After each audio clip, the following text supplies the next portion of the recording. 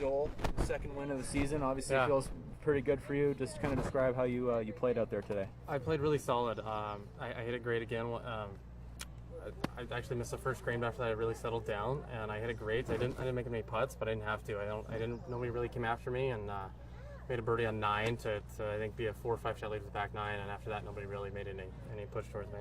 You talked about having to stay aggressive despite the big lead. Did you manage to do that today? I did actually. I did. I hit it great again. If I would have made a few more putts, I mean, I could have shot really low again. But I was really confident all day. I played really aggressively until my approach shot here in 18. But yeah, it was good. Will was telling me that just even yesterday, you really weren't in trouble with making bogeys because you were just hitting it so good. Was that the case all week? Yeah, it really was again today. It was a pretty easy chip. I had to make another up and down out there somewhere, but I don't know what greens I hit, but had to be super high this week, and fairways too.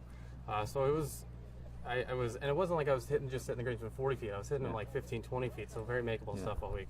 It's been a quick kind of rise to the top of the leaderboard right. and the order of merit for you this season. Can you already take any perspective in that and where you are now?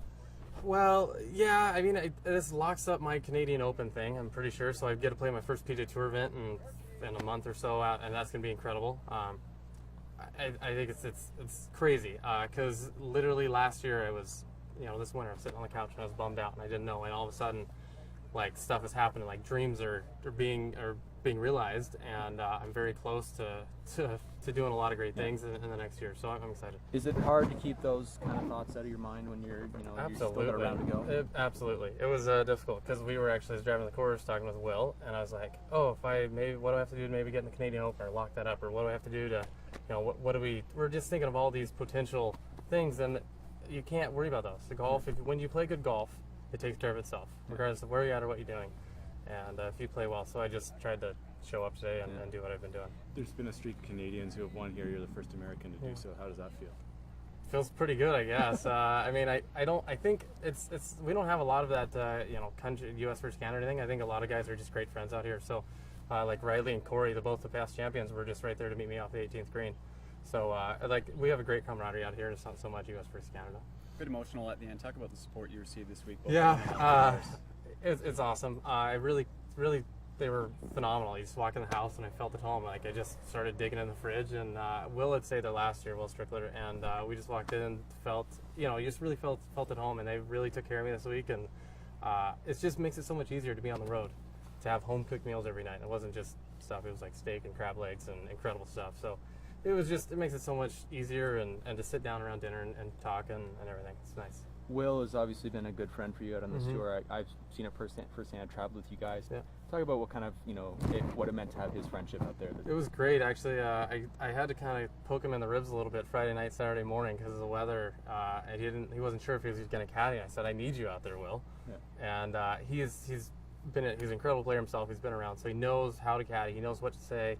And there's a few times I could have kind of went the other way on something, and his little push and his confidence in what he was saying really helps me. After Carlos won the Players' Cup last year, I saw how happy you were. Yeah. And what does it mean to come off the green and see other guys feel that way? Yeah, it's great. I mean, it is nice with Brandon Harkins and some of the other guys. It's nice. Just know that we're all pulling for each other, and I'm excited when they play well. I know that their time's coming, but I think it's like we all feed off each other a little bit. I think it helps. And then having already won this season, did that make it easier to try and? Absolutely. Knowing that I already did it and I can do it, and people think of me now as a champion and like can close a deal, and that I'm a really good player this year. So people know that they have to make some birdies and they have to come get me, and I'm not gonna come back to them. Does that add any extra pressure to yourself?